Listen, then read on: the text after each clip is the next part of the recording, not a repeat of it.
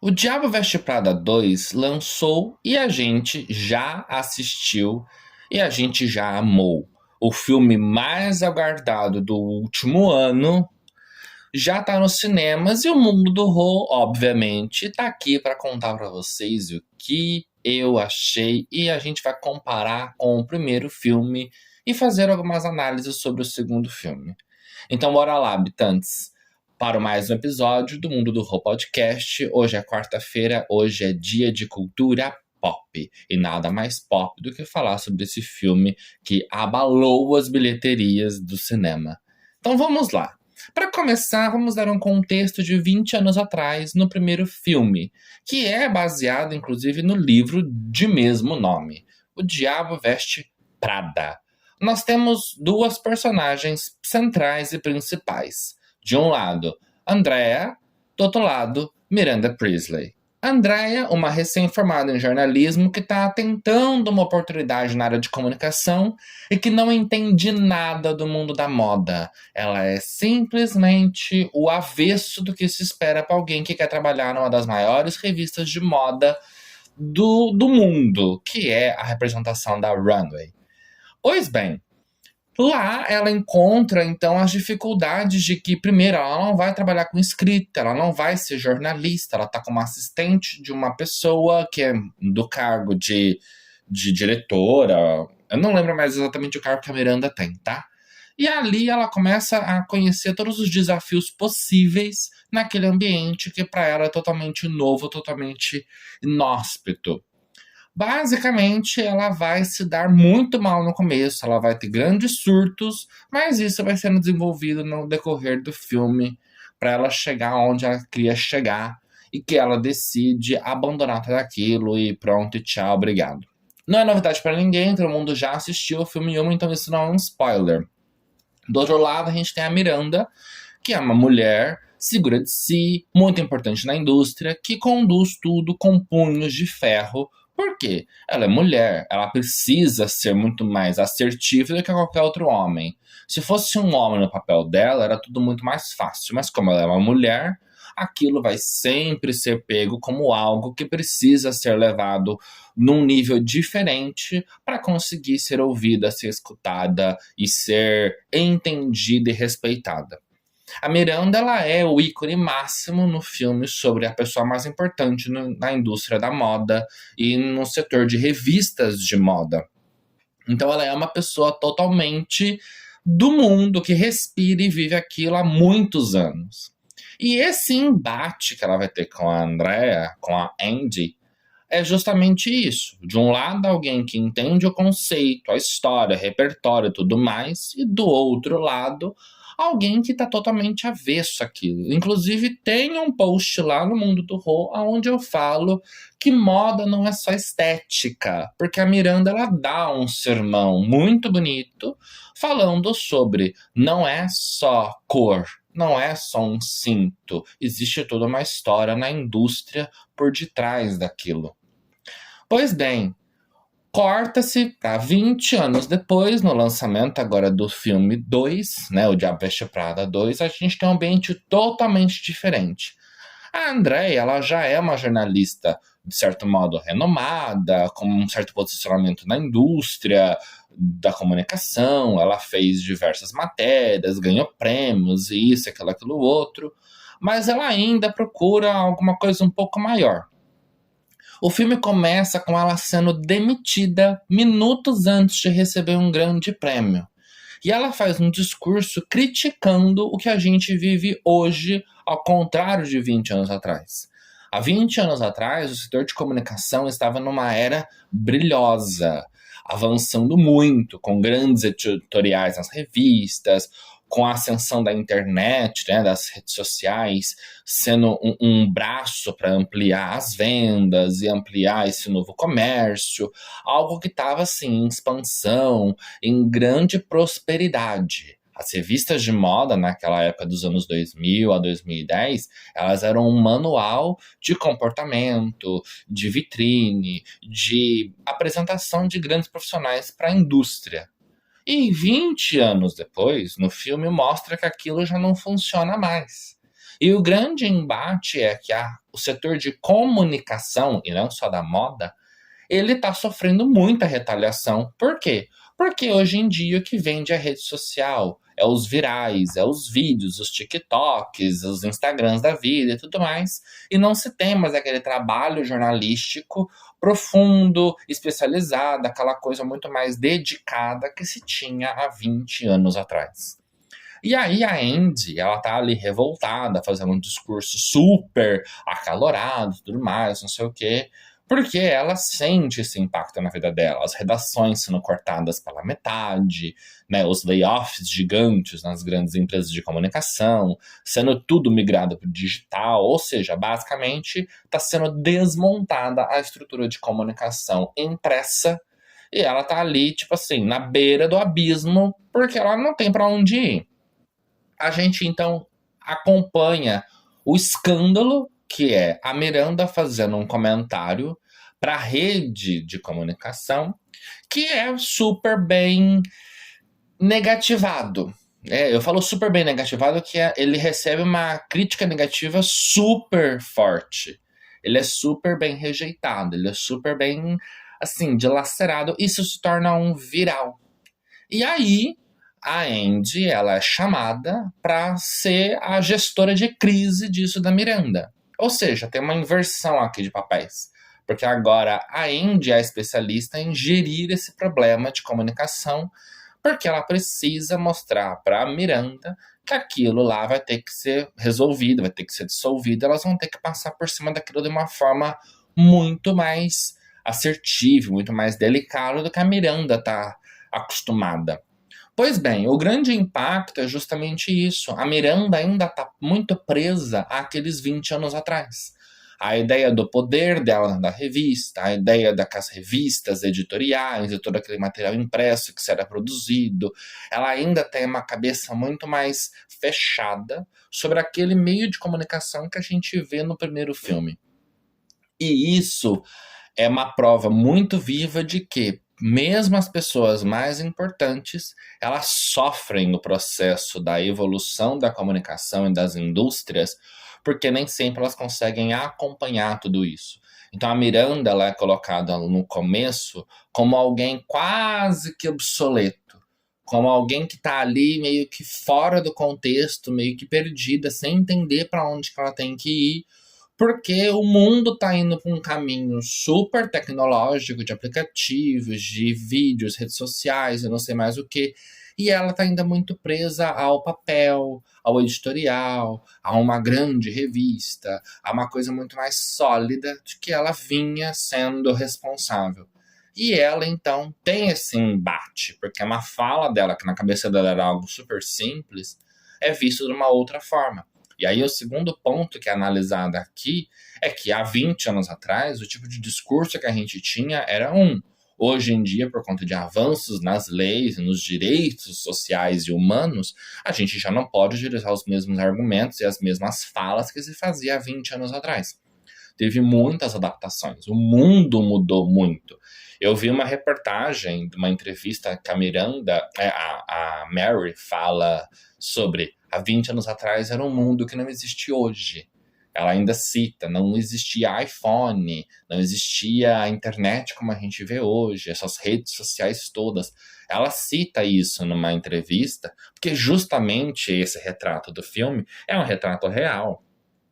Diferente do primeiro filme, que o ponto de abordagem era a moda e a representação dos editoriais e os pesos das revistas e tudo mais, hoje é o contrário. É falar sobre o declínio, sobre entender os novos posicionamentos, as novas mídias, as novas alternativas que precisam ser criadas para conseguir lidar com tudo isso. Pois bem, a gente vai avançando no filme e vai percebendo que os problemas vão se tornando outros. Existe uma certa troca e uma certa alteração sobre quem que deveria ser a pessoa a trabalhar com isso, a fazer aquilo. A gente começa a perceber os investidores, o quem que está preparando para fazer alguma coisa, porque como que vai investir numa revista que está tendo uma coordenação, né, uma chefia que faz esses comentários politicamente incorretos, que está ultrapassada. A gente vai investir nessa revista ou vamos investir no influencer? Então começa a ter essas disputas. E aí a gente começa a entender o porquê que a Andrea tá ali mostrando pra Miranda, olha, você precisa se atualizar, você precisa visualizar que o mundo agora é outro. É uma inversão de papéis muito forte.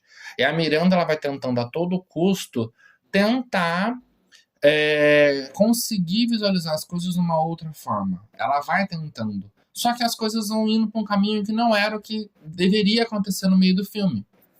A Miranda acaba tendo de assumir uma posição que ela tinha anteriormente de usar a influência dela para conseguir fazer uma manobra muito grande e reconquistar o posicionamento dela na revista, junto com a estratégia da própria Andrea, mas ela volta meio que a visualizar o valor dela. E isso é muito bonito no filme, mostrar que mesmo depois de tantos anos, precisou da Andrea mostrar para Miranda, olha, por mais que nessa área de comunicação digital, por mais que nesse ambiente de rede social, você tá um pouco fora do eixo, mas você ainda é a Miranda Priestly.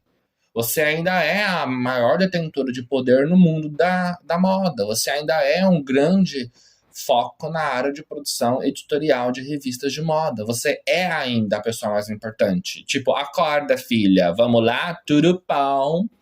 Então ela começa nesse caminho. E aí a gente tem, por exemplo, ela é obrigada a ligar para Lady Gaga, que é um grande ícone real e no filme sobre música e moda, e ela é convidada para ser a atração de um desfile. Ou seja, a gente começa a perceber que antigamente o desfile de moda era só os modelos. Hoje tem um cantor, um influencer, tem alguém que vai lá para interagir além disso com o público. Ou seja, já mostra uma primeira quebra de paradigma que a própria Miranda é obrigada a fazer. A gente tem o processo de mudanças de tipo, olha, Miranda, não é porque você é a grande responsável pela revista que só você tem que falar, que só você tem que deter tudo isso. E aí ela entende a posição do Nigel ali. E aí ela faz uma passagem de tipo, não, você também está aqui há tantos anos, você também pode falar sobre a revista, você também pode falar sobre o que representa isso para você. Porque é justamente isso. A comunicação deixou de ser centralizada e ela passou a ser ramificada. E com isto, ela começa a entender esse novo contexto. Gente, é muito incrível o filme nesse aspecto, porque a gente começa a analisar que ele não é só sobre moda ou só sobre comunicação. É sobre transformação digital no ambiente. É sobre essas mudanças da indústria, esses reposicionamentos e mais um monte de coisa que tem acontecido nos últimos anos. Você vê a visão da... Porque muitas pessoas criticaram, falaram, nossa, mas a Miranda tá mais frágil, a Miranda tá mais vulnerável. É óbvio, ela já não tem mais aquele poder que ela tinha no primeiro filme. Ela tá totalmente vulnerável a um ambiente que não é o dela. Ela tá representando uma marca há mais de 20 anos. Como que ela consegue sobreviver nessa posição, nesse patamar, sem estar atualizada? Ela precisa mudar isso. E aí existem algumas cenas nos filmes que são muito fortes. Uma das cenas é a Miranda sozinha numa mesa com vários homens meio que atacando ela por relação a, olha, o setor financeiro vai ter que cortar isso, o setor de produção vai ter que mudar aquilo, o setor disso não sei o que são os novos chefes da Elias Clark, que é a empresa que coordena a Runway, os cortes, as mudanças, os reposicionamentos que tem que ser feito. E mostra ela ali, uma mulher de mais idade, frágil, totalmente perdida, tentando entender o que está acontecendo, com um leão de homens na frente, muito mais jovens e muito mais agressivos e com muito mais poder. É uma dualidade muito grande que o mundo vive, onde as mulheres sofrem no etarismo, sofrem por ser mulheres, ou seja, essa questão do machismo, sofrem porque, nossa, mas mulheres em grandes cargos, como assim? E aí mostra muito esse impacto de como ela vai conseguindo passar por tudo isso, mesmo apesar de toda a pressão externa. Porque ela é a Miranda, ela é o grande poder daquilo tudo. E isso a gente percebe que no final do filme, na hora que tem toda uma mudança de perspectiva, que ela já tá muito mais à vontade, confortável e voltando a seguir as rédeas do que ela queria, a gente vê ela se reconectando com ela mesma. E a gente vê o papel muito importante da Andrea ali no filme, e ela termina o filme as duas juntas. Não vou dizer que elas se tornam amigas, mas se tornam muito mais parceiras de trabalho e muito mais aliadas do que terminou no primeiro filme. Ou seja, é uma construção dos dois personagens de uma forma muito mais diferente do que a gente tinha. Porque no primeiro filme existe um embate, uma distância muito grande entre a Miranda e a Andrea. Agora no segundo filme, não. No segundo filme, a Miranda e a Andrea, elas literalmente têm que andar de mãos dadas, tipo assim, ou a gente se une, vamos juntas resolver esse problema, ou a gente não vai conseguir passar por isso, linda. Então, assim, é muito sobre esquece a posição, esquece o cargo, foca na solução, foca em como resolver esse problema. E é justamente a ideia do filme. É mostrar que hoje em dia na internet, hoje em dia com os meios digitais, uma fala que é mal interpretada ou mal ouvida, ela vira um escândalo. A lei do cancelamento é muito ágil, tudo vai virando algo muito mais enorme, tem proporções e resultados muito maiores do que simplesmente o que se tinha há 20 anos atrás. É uma perspectiva de mundo totalmente diferente. E essa adaptação que a Miranda tem que passar, e a Andrea também passar junto com ela, porque a Andrea ainda defende muito o jornalismo tradicional, as grandes reportagens, o jornalista ir lá e fazer as entrevistas, e isso, aquilo, outro. E ela começa a perceber que ela precisa também de usar daquele network, do fulano que conhece o ciclano, e que junto tá aqui com a Dali, que faz um telefonema, e faz meio que uma venda, né? Tipo assim, olha, mas se você fizer isso, eu consigo te colocar em tal lugar. Se você fizer tal coisa, eu consigo conquistar uma matéria de tal coisa. Sabe aquele joguinho de interesse que a gente tem na publicidade, na assessoria de comunicação? A Andrea, ela acaba usando isso dentro do jornalismo para conseguir justamente reestruturar as crises da revista Runway. E aí é isso, gente. Eu adorei o filme, eu achei simplesmente impecável. Teve algumas coisas que eu achei meio perdida, tipo a cena da Lady Gaga com a Miranda no camarim, eu achei meio que fora. Achei que, tipo, faltou alguma coisa a mais. Eu achei que ficou muito seca a cena.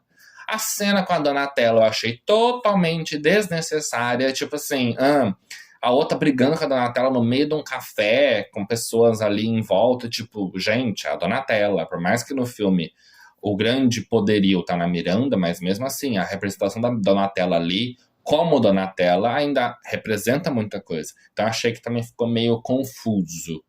Mas as posições e as transições dos personagens do primeiro para o segundo filme foi muito maravilhosa. Manter o núcleo principal, Nigel, Miranda, Andrea e Emily, foi o que fez o filme dar tão certo. Porque não é um filme de continuidade. É um filme de terminou 20 anos atrás, corta para, vamos voltar aqui para falar sobre esse tema. Então, se você não assistiu o primeiro, você consegue assistir o segundo tranquilamente, sem precisar de tantas referências. Porque muitas referências do primeiro filme são mostradas no segundo filme de maneira muito sutil, e você consegue pegar isso porque você vive na internet, você deve ter visto já 500 mil cortes disso em todos os locais. Então não dá pra você ficar tão perdido assim. Você consegue naturalmente acompanhar tudo isso. E eu achei simplesmente sublime. Figurinos, composições de imagens, a trilha sonora, tudo teve muito primor, muito trabalho de mãozinha, sabe? Tipo, de coisinhas detalhadas para conseguir construir aquele mesmo roteiro, aquelas mesmas impressões, aquele mesmo abraço que os fãs tiveram no primeiro filme, teve agora no segundo. Teve muita gente que criticou as questões da Miranda, da Andrea, da Emily e tudo mais, mas eu achei que algumas dessas críticas não foram 100% reais. As pessoas parece que não entenderam muito bem o que estava acontecendo ali para elas fazerem essas críticas. Mas é a opinião minha. Então, se você já assistiu ou ainda vai assistir, vai lá, depois volta, ou vem aqui depois e já comenta assim que terminar de ouvir esse podcast, porque eu quero ouvir a opinião de vocês sobre o filme. Um beijo e até o próximo episódio.